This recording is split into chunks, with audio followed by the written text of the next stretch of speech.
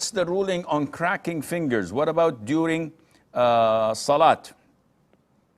Cracking fingers is a issue of dispute among scholars. So when you do this, or you pull your fingers and you make a cracking sound, it's an issue of dispute among scholars when you are waiting for salat, you're not in salat, when you are during the salat, and when you finished and concluded your salat.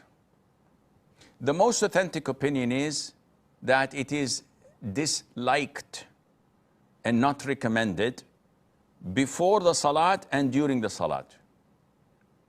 There are hadith that are not authentic.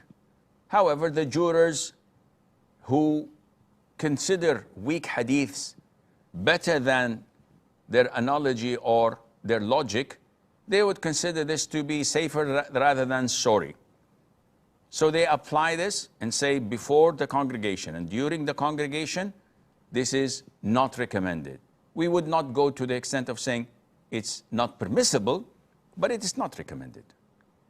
Specifically and especially while in the salat, because this is a sign of not concentrating, I wouldn't say disrespecting, but it is inappropriate act.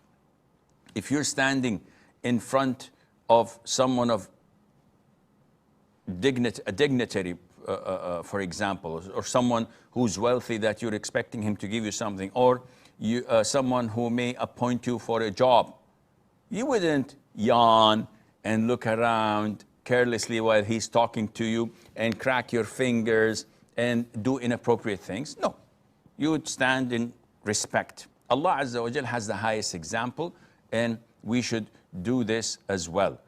After the prayer, there is no problem, none whatsoever, because the jurors who claim that cracking fingers or crossing your fingers is disliked, they don't have evidence to back this up.